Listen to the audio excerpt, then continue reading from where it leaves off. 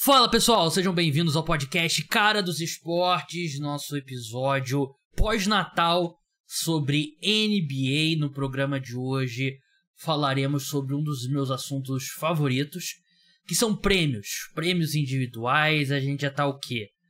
No primeiro terço da temporada, chegando ao fim, já estamos chegando por ali. Bom momento ali pra gente fazer um recorte. Não falaremos sobre MVP, porque a gente já discute. MVP é uma discussão basicamente individual. A gente vai dar nossos votos, só pra constar, no fim do programa, mas o nosso foco aqui vai ser calouro do ano, treinador do ano, Most Improved Player, que é o jogador que mais evoluiu, sexto homem e defensor do ano, que são os principais prêmios individuais além do prêmio de MVP. Hoje aqui comigo o meu amigo Leonardo Paglione, fazendo seu retorno triunfal ao podcast Cara dos Esportes, depois de alguns meses na geladeira, na verdade alguns meses dele recusando meus convites. Siga ele lá no @podcast /SplashBR, excelente podcast sobre NBA. Léo, como é que você tá? Feliz Natal, Léo. Feliz Natal, Gabriel, ouvintes.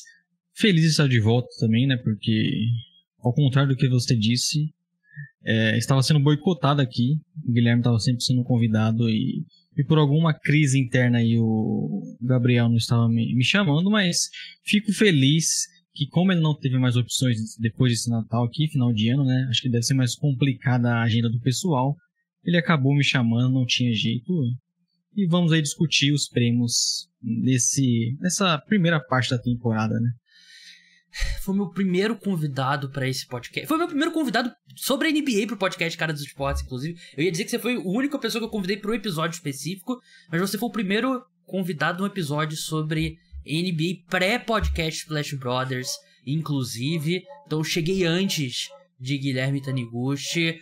Antes da gente entrar nos prêmios, a gente vai começar por calor do ano. Não deixa de se inscrever, seguir o podcast, deixa like. Se você estiver no Spotify, deixa 5 estrelas. Se estiver no YouTube, se inscreve, deixa comentário, aquela coisa toda, aqueles recados de sempre.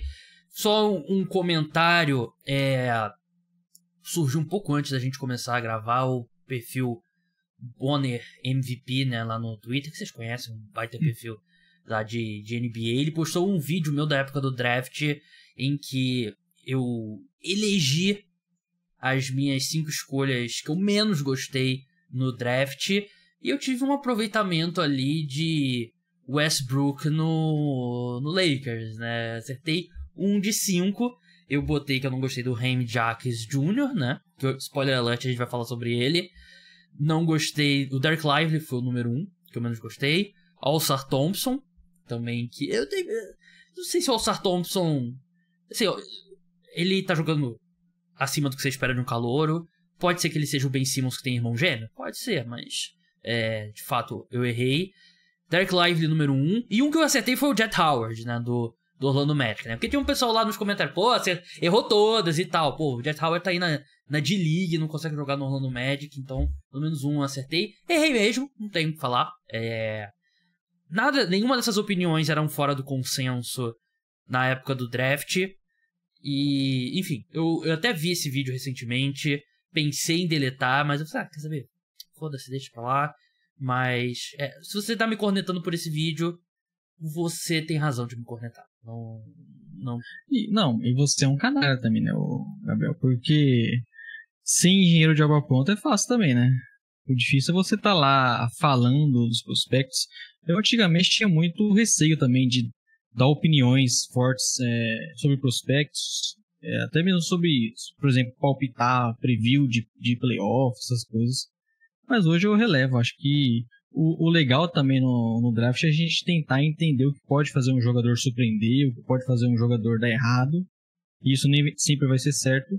E tem sempre a questão do contexto, né? Por exemplo, no Splash Brothers, eu e o Guilherme, a gente também não gostou da escolha do Jax lá pro Heat, mas a gente alertou. Pô, é o Heat. Se tem um lugar pra esse cara jogar bem, é lá. Se tem um time que pode desenvolver bem os seus jogadores, é o Heat. Eu já tava contando muito. Eu até falo isso no vídeo, né? Falo assim, ele deve ser um bom jogador e tal, cai numa boa organização. Mas o outro jogador que eu botei que eu não gostei foi o Brandon Miller, porque eu achava... Todo mundo achava que devia ser o Scoot Henderson, ao invés do Brandon Miller, né? E agora, claro, o Brandon Miller tá jogando muito melhor, o Scoot Henderson machucou e tal, não sei o quê. Mas é ossos do ofício, né? O que você vai fazer? Pô, não vamos falar sobre draft, vamos esperar aqui 3 anos, quando tiver tudo óbvio. Análise ali da hora, eu errei tudo mesmo. Não, ossos do ofício.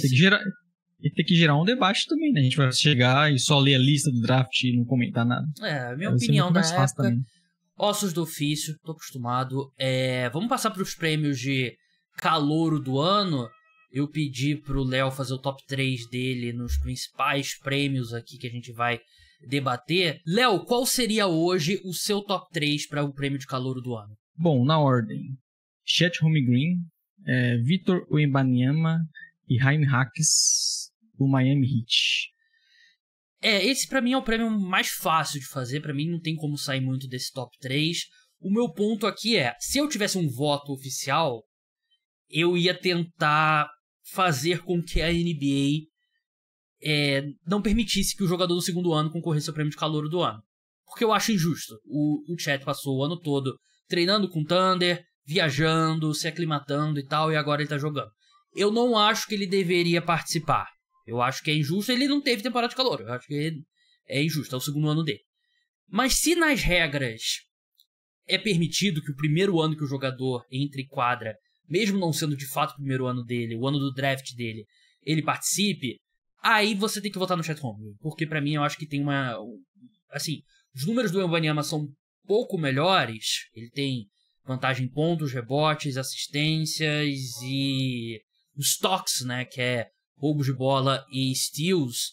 Mas o impacto do Chet Holmgren... Ele tá num time muito melhor, é muito difícil. Acho que a produção do Chet Holmgren é um pouco pior, mas num time muito melhor, que é o Oklahoma City Thunder, San Antonio Spurs, um dos piores times da NBA. Então, se ele vai concorrer, não tem como não ser o Chet, que tem me surpreendido muito, Léo, porque às vezes assim, claro, tem a semelhança física óbvia, mas às vezes eu vejo um pouco de Kevin Durant nele, né? A forma como ele... Controle de bola, o arremesso dele de 3. Então, eu até acho que a longo prazo, a posição dele mais... Ele se encaixa melhor, talvez seja até a posição 4, não a posição 5, como a gente esperava. O Chet tem essa questão, como você falou, né? Que ele tem essa vantagem em relação ao Wemba, porque ele é um jogador que esteve um ano já profissional na NBA. A gente sabe que ser profissional na NBA é diferente de ser profissional na Europa, como foi o Wemba. Então, ele tem essa vantagem. Eu acho que isso faz muita diferença, principalmente para esses jogadores tão jovens, né? Acho que um ano na evolução desses caras fazem uma tremenda diferença.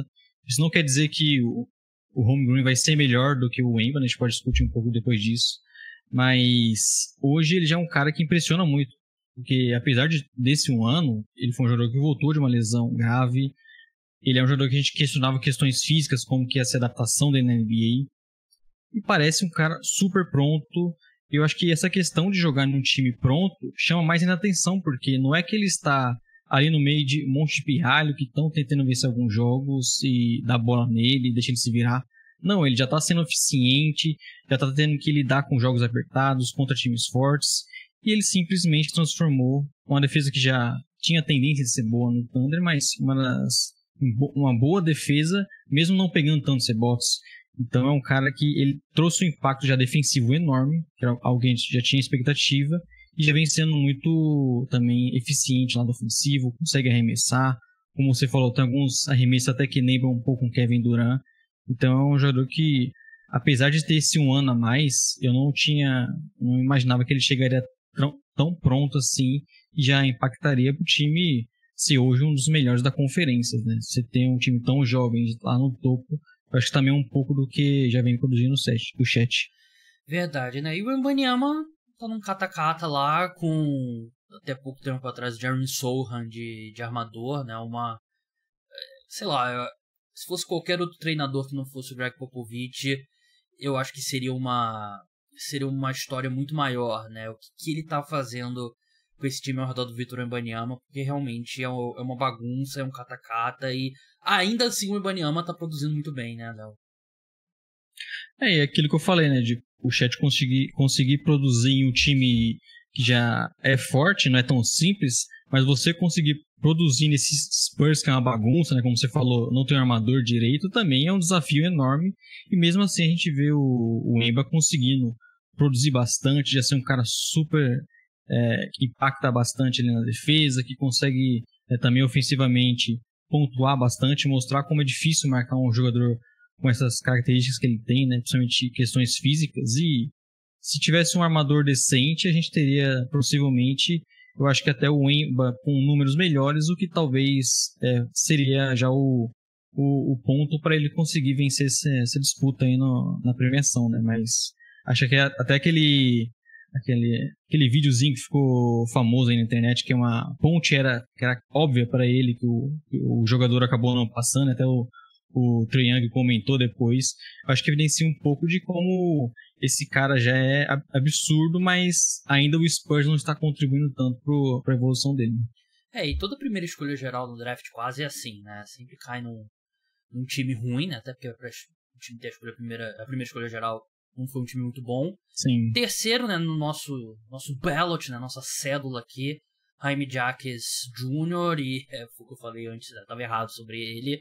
Sim, eu acho que ele tem muito potencial para crescer além disso, não sei. Mas ele era um cara que entrava mais pronto e tá sendo exatamente isso, né? Ele tá arremessando muito melhor de 3 do que eu imaginava. Defensivamente, ele, em geral, tá nos lugares certos, na hora certa. E se encaixou muito bem nesse estilo do Miami Heat, né? A minha questão na época do draft é que eu acreditava que tinha apostas melhores, assim, potencial maior, né? Só que eu acho que muitas vezes também os times erram quando eles tentam draftar o jogador pelo que ele pode ser e não pelo que ele já é, né? E o Heat foi um pouco mais na segurança e trouxe um cara que já é muito útil para a rotação da equipe e tá sendo, né? Um time, a gente falou, claro, num grau menor, né? Mas ele tá sendo uma peça importante num time que tá competindo de verdade. Isso também surpreende bastante, como você falou, né? É um jogador pronto, mas até mesmo a questão de minutagem, né? A gente espera ele jogando menos. O Heat acaba conseguindo, né, achar muitos jogadores e isso poderia ser impeditivo para já ele entrar desde de início, mas parece que desde o início ele entendeu muito bem o esquema do Heat, né? Você vê ele conseguindo contribuir de diversas formas, jogando sem a bola, se movimentando. Você vê muitas vezes ele com a bola na mão, jogando no post, achando assistências. Como você falou, vem arremessando melhor do que a gente imaginava. Então ele parece aquele tipo de jogador que encaixa muito bem nesse Heat e que até produz bem mais do que a gente imaginava, né? E consegue ser um jogador que faz um pouquinho de tudo, defende bem. É aquilo, como a gente citou dos casos anteriores, né? Você estar em um bom time, com um bom treinador, eu acho que contribui demais. E para um jogador inteligente como é o Hawks, você acaba, acho que ficando ainda mais evidente. E a gente citou isso lá atrás e vale de novo, né? Você cair num time como o Heat, cair com um treinador como o Spoelstra, acho que faz total diferença para esses caras, mas isso também não tira o mérito dele, né? Que tá tendo essa oportunidade. O Heat tá sempre com muitas lesões, mas mesmo assim ele tá produzindo. A gente viu na rodada de Natal como ele foi um cara que foi o principal jogador do time, né? 31 pontos, né? Se eu não me engano, na rodada de Natal. E foi triste porque esse jogo ficou meio esvaziado, né? Sem o Embiid, sem o Jimmy Butler. A rodada de Natal em si, esse ano eu achei que não foi muito boa. Eu também não me empolgou tanto assim, não, viu? A NFL meio que também ferrou a NBA, né? De botar a rodada no dia 25 de dezembro, né? Mas vamos evitar falar também da NFL hoje, viu, Gabriel? Léo, torcedor do San Francisco 49ers. Nível de confiança quanto ao Brock Purdy? Cara, eu continuo confiando, viu? Acho que você tá falando de surpreender, né? Já não esperava tanto dele lá atrás. Hoje já tô fazendo campanha pra ele ser MVP, viu? Você citou Spoelstra, citou a importância do treinador. Então vamos passar pro prêmio de treinador do ano. Léo, se você tivesse que votar hoje no prêmio de treinador do ano, quem seria seu top 3? O Chris Finch, primeiro, né? Do Wolves, o Mark do Thunder, que a gente citou aqui, e o meu terceiro seria o Spoelstra. Acho que até começando pelo Spoelstra, porque a gente acaba, acho que como foi muitas vezes com o LeBron James, né? Você acaba ignorando o que ele faz porque ele tá fazendo aquilo todo ano. Eu acho que o Spoelstra, de novo, com muitas lesões, lidando com um time que não conseguiu se reforçar tão bem, ele faz o Heat chegar lá e vencer partidas, descobre jogadores novos e a defesa sempre é muito boa. O time, mesmo tendo algumas vezes problemas no ataque, consegue se virar. A gente citou como ele tira o melhor, né, de um cara como um novato como o Hawks. Mas eu acho que o grande destaque para mim é o Chris Finch, porque o Wolves, além de liderar, né, a conferência, que é tão forte como a Conferência Oeste, é um time que deu um salto muito grande, é um time que está surpreendendo bastante. Por mais que a gente tinha expectativa de melhora esse ano com o Towns e o Gobert jogando juntos, sem lesão, você não tinha a expectativa que seria um time que está com a campanha tão boa, se colocando entre os favoritos. A gente sabe que esse prêmio de treinador da temporada leva muito em conta isso, né? De um treinador que pegou um time que a gente não tinha tanta expectativa assim e fez ele surpreender. Então isso conta muito, não é só pelo fato de estar liderando hoje. Meu top 2 é o mesmo e pra mim é muito difícil sair de Chris Finch e Mark Daigneault, né, do Oklahoma City Thunder, né, pelos motivos que você falou. Eu acho que tem uma queda, acho que os Spolstra certamente está na disputa ali pelo terceiro colocado, na minha opinião. O Chris Finch, ele tem o mérito de pegar um time que a gente achava que não teria como encaixar e encaixou, né, não só encaixou muito bem, tem a melhor campanha na NBA como um todo, né, 22-6, o Celtics agora não lembro. Não, o Celtics tem uma vitória a mais. Conseguiu fazer funcionar o Rudy Gobert e Towns, né, e um time muito grande e tá funcionando realmente, eu acho que é indiscutível ele. O Daigneault, um time muito jovem, muito competitivo, ele já foi um dos finalistas, né, do ano passado, né, com o trabalho dele com o Thunder. Terceiro colocado, eu fiquei entre vários nomes, né, o Spolstra foi um nome que eu considerei, pensei em outros caras. Eu acabei indo de Ime Udoka, do Houston Rockets, porque é um time que boa também tá superando muito. Tudo bem que deu uma queda, né? Tá na 8ª colocação, mas ainda assim é muito acima do que a gente esperava antes da temporada. E o fato desse time estar jogando bem defensivamente é algo que eu nunca esperaria, né? Um time que tem em rating defensivo o segundo melhor desempenho na NBA, atrás apenas do Minnesota Timberwolves, né? E é um time com caras que você não pensa como grandes defensores, né? Como Sengun, como Jalen Green e tal.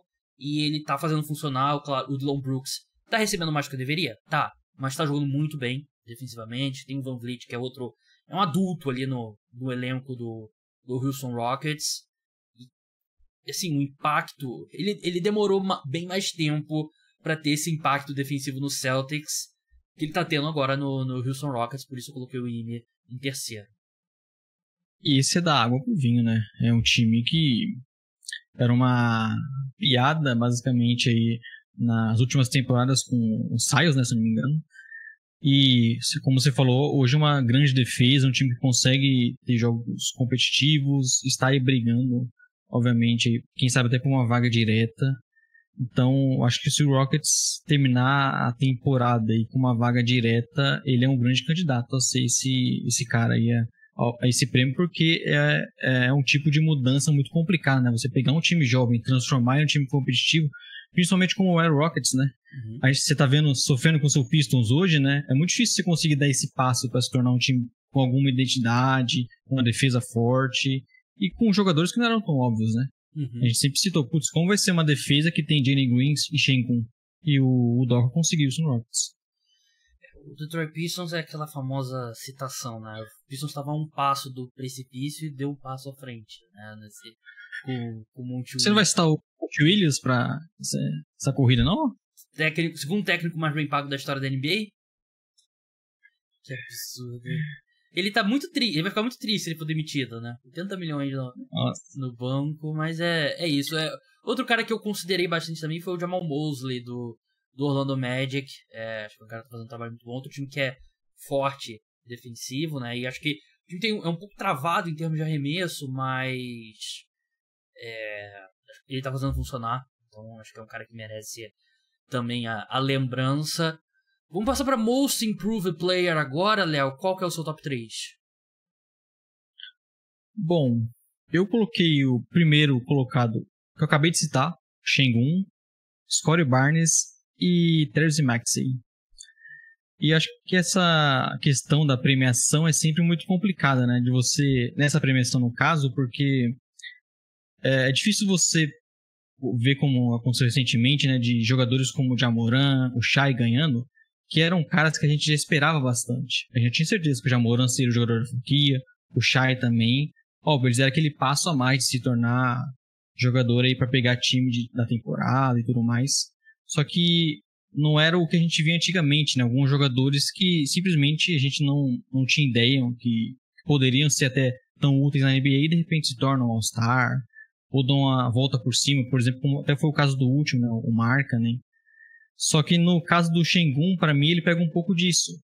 A gente já tinha expectativa boa no Sengun, que ele poderia ser um jogador aí para ser esse pivô do Rockets, mas a gente não tinha essa certeza, putz, vai ser em volta dele que o Rockets vai girar, o ataque vai funcionar assim, vai ser meio que uma espécie de Jokic, e tá dando muito certo, ele tem jogado muito bem, tá sendo um cara aí que comanda esse ataque, claramente o time é melhor com ele ali, e acho que ele já deu o sinal que, putz, eu sou o cara da franquia, a gente tem muita dúvida em relação ao Jalen Green, né, que também tem um grande potencial, mas o Sengun esse ano deu esse passo, como a gente falou, a questão de se tornar um time defensivo muito bom, que era algo que a gente tinha dúvida, né? Putz, talvez ofensivamente o Sengun seja um cara muito bom, mas como vai ficar o time ali com ele sendo o pivô defensivo? E tem dado certo até agora.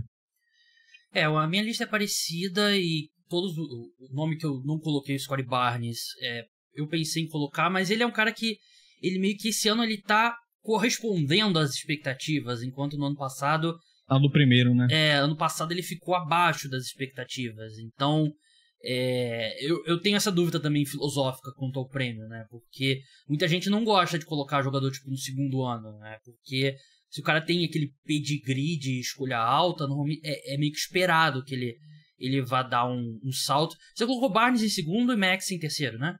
Tava em dúvida agora. Sim. O meu número 1 é o Tyrese Maxey, do Philadelphia 76ers. Número 2 é o Alperen Sengun, do Houston Rockets. E na terceira colocação, eu acho que eu posso ter roubado um pouco, mas você vai me dizer se é justo ou não. Eu coloquei o Tyrese Haliburton, do Indiana Pacers. Porque ele era um cara que, jogando no nível de All-Star na última temporada, eu não lembro agora se ele foi ao NBA, mas ele se machucou na reta final e acabou perdendo bastante tempo. Mas parece que esse ano meio que tudo clicou pra ele ofensivamente e hoje ele é o quê? Um dos 12 melhores jogadores da liga? Um dos 3, 4 melhores armadores da NBA e eu acho que muita gente gostava dele no draft e via potencial e a maioria das pessoas achou que a troca foi muito melhor pro Indiana Pacers do que pro Sacramento Kings. Mas eu particularmente, eu não sei se eu vi esse potencial todo no Tyrese Haliburton, né? De ser um cara que é um dos melhores armadores da liga, levou o Pacers ali. Tudo bem que o Pacers despencou depois da Copa NBA, né? Mas levou o Pacers à final da Copa NBA. E aí eu fui de Tyrese Haliburton. O que você acha? Você acha que é roubar? Colocar um cara que já era um jovem com muito potencial?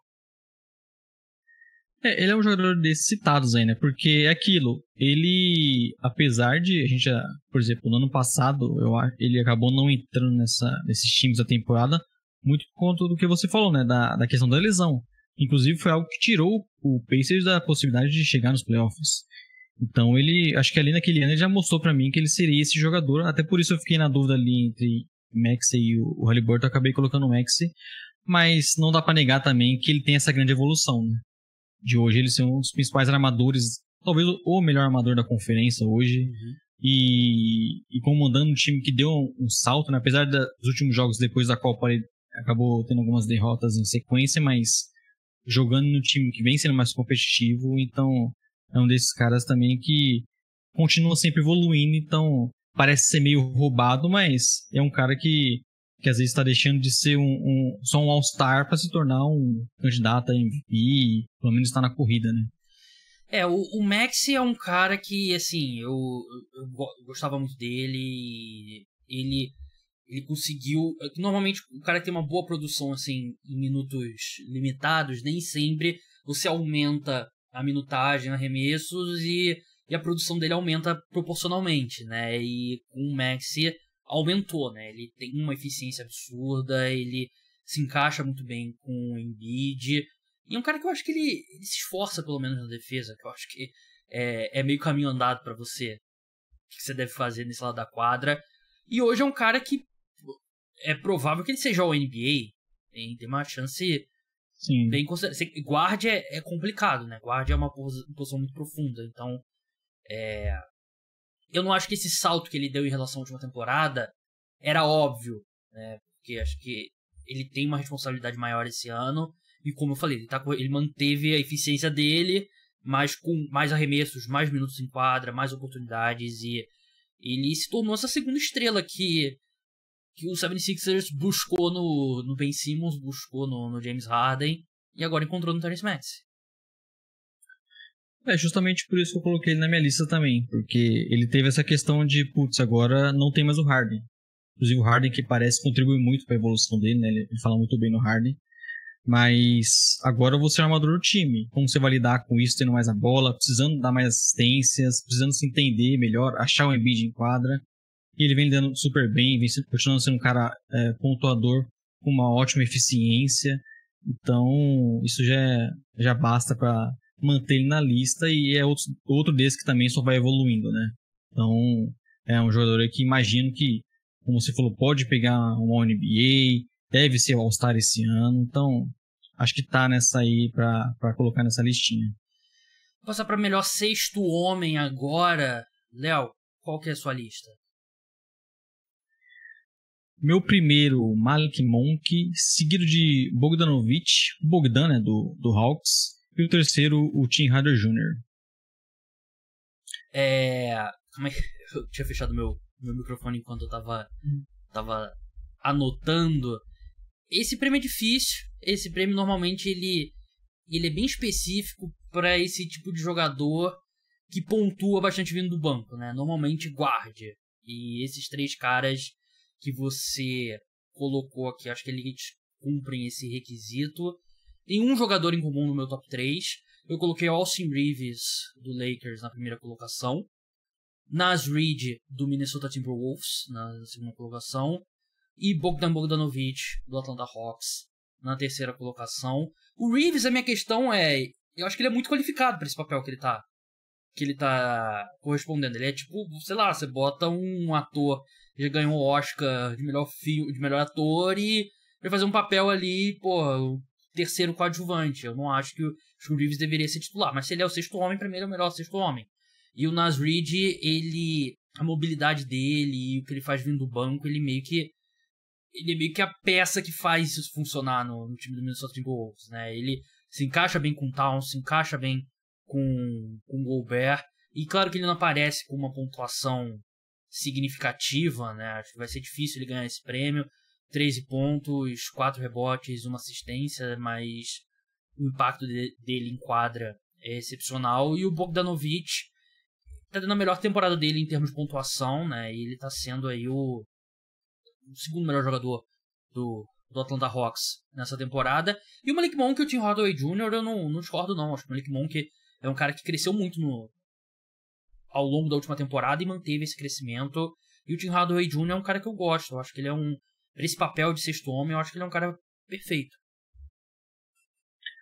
E talvez até nessa minha primeira colocação com o Malik Monk, o Gabriel, tem aquela questão que a gente estava citando há pouco, né? De dar palpites e ver se acertou, errou depois. O Malik Monk foi um que eu apostei sendo o sexto homem da temporada.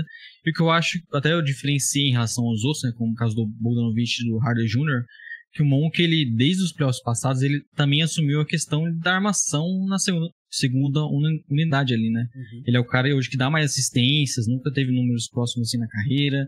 Ele joga com a bola na mão, que era algo que parecia que não seria a dele alguns anos atrás. E também esse pontuador, né? Como você citou, acho que o Naz Reid é um cara até que eu nem cogitei aqui, mas pensando sim, é um nome bem interessante, porque ele traz essa dinâmica aí pro ataque do Wolves e consegue funcionar com o Gobert, com o Towns. É um jogador que a gente até pensa, putz, não poderia ser titular em um time, né? Então, desse sexto homem que você fica pensando se não deveria ter mais minutos, né? Mas realmente vale a pena citar. Não deve ganhar, como você falou, por conta de não ser um grande pontuador, assim, não é aquele cara que vai liberar os 20 pontos, mas acho que vale a citação. E o Bogdanovic também é outro, que muitas vezes eu olho o jogo do Hawks e sabe, ele parece o time parece funcionar muito bem com ele em quadra, né? E também é outro desses que você pensa que talvez pudesse ter mais minutos, né? Sim, ele é um cara outro cara que eu acho que poderia ser titular no outro time, né? Ele também tá numa situação bem específica, né? Com o Trae Young e com o DeJounte Murray no time, né? Eu acho que ele poderia ser são dois. A gente vê, por exemplo, ele com a seleção da Sérvia, né, na Copa do Mundo, o que ele jogou, né? Ele realmente ele tem potencial para ser mais do que isso. Ele é outro que, assim como o Austin Reeves, na minha opinião, ele é um pouco mais qualificado demais pro papel. O que você acha do Austin Reeves? Porque eu tenho sido bem consistente aqui no podcast. Eu detesto ele nesse papel, porque eu acho que ele tinha que ser titular, porque pra mim ele é o terceiro melhor jogador do Lakers. Ele é aquele cara que funciona muito bem, né, com o LeBron, com o Anthony Davis, sendo esse segundo, terceiro criador. Eu acho que seria interessante realmente ele ser esse cara titular. A gente vê que o D'Lo não empolga tanto, né? Então, óbvio que tem as piadas por conta da torcida do Lakers também valorizar muito os jogadores, só que o Austin Reeves, ele produz bastante e é com certeza um cara que vai estar aí nessa briga. E, como você falou, talvez sendo até injusto, porque ele deveria ter outro papel, né? Nesse Lakers, pelo menos, eu também acho que ele deveria ser titular.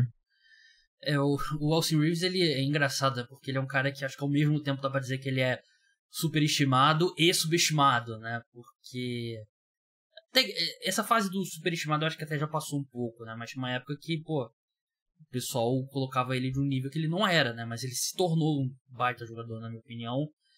Vamos encerrar agora com o defensor do ano. No finalzinho a gente dá também nossos prêmios para MVP. Só passando.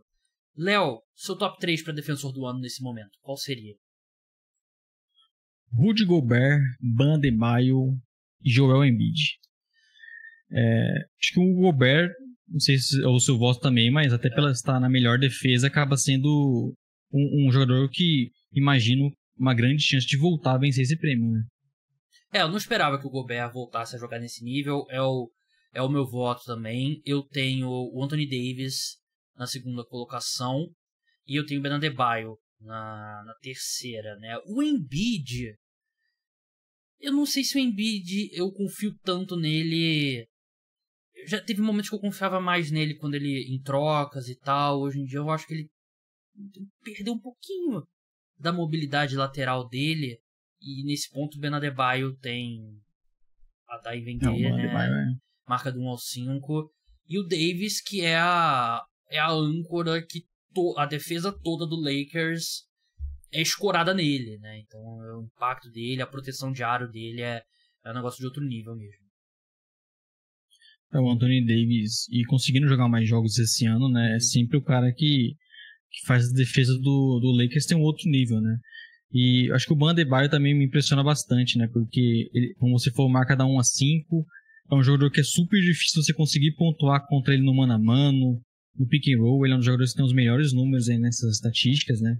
Então é um cara que eu acho desse também que tem que ganhar um prêmio de defensor da temporada na carreira, né? Porque ele é um grande defensor e muito do que a NBA pede hoje em dia, né? Sendo um cara muito versátil. Ele quer muito, né? Ele se importa muito com isso, né? Sim. Apesar de ele ter cada vez mais evoluído ofensivamente, os números estão crescendo, mas defensivamente acho que é a principal característica dele. E o Embiid eu coloquei aqui, também poderia ser o Anthony Davis, mas porque eu acho que o Embiid também ele tem muito impacto defensivo, a gente vê isso em quadra na questão do Sixers, que é uma das principais defesas da temporada também, né? Então esse prêmio acho que acaba sendo meio que um voto que não pode sair muito das principais defesas, né? Por exemplo, a gente poderia citar um sempre citado, que é o Giannis, só que como esse ano a defesa do Bucks teve uma queda, então acaba sendo mais difícil para ele ganhar, né? Então, obviamente, o time ali, o jogador de defesa tem que estar numa boa defesa na temporada. E o Embiid, eu acho que a gente acaba esquecendo também um pouco de como ele impacta desse lado, porque ele também está sempre fazendo 30, 40 pontos do outro lado e parece que não importa tanto, né? Mas defensivamente, principalmente na proteção de garrafão dos Sixers, muito da defesa do Sixers ser boa há tanto tempo é por conta do Embiid. Verdade. Só para constar agora, Léo, seu MVP hoje? O cara que fez 50 pontos no Natal, né? Luka Doncic, apesar de não ter a melhor campanha aí, nem da conferência, nem da NBA, a gente sabe que isso importa, né? Mas meu MVP hoje, pelo que vem fazendo, acho que a gente até banalizou o absurdo que vem sendo o Doncic nessa temporada e as médias absurdas beirando a triplo-duplo dele é espetacular. Um cara que tá transformando pra mim, o que pra mim é um time médio. Eu não acho que o Dallas é um grande time e tá jogando inclusive sem o Kyrie Irving. E ele simplesmente ontem ganhou um jogo espetacular do Suns e jogando mais uma vez no nível absurdo. Basquete 2.0, né, que tanto falam. Eu tenho o Doncic na segunda colocação. O meu primeiro ainda é o Joel Embiid. Ele fazendo um ano absurdo de novo. Eu acho que ele foi MVP no ano passado e tá jogando melhor nessa temporada, né? Sim. Com o Nick Nurse e tudo mais.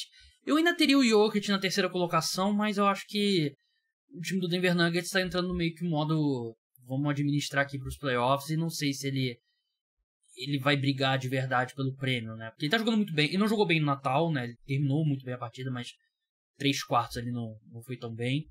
Mas eu acho que é uma equipe que tá muito mais preocupada com os playoffs, né? Então, eu teria o Jokic de terceiro. Sim. E talvez o Shea na quarta colocação.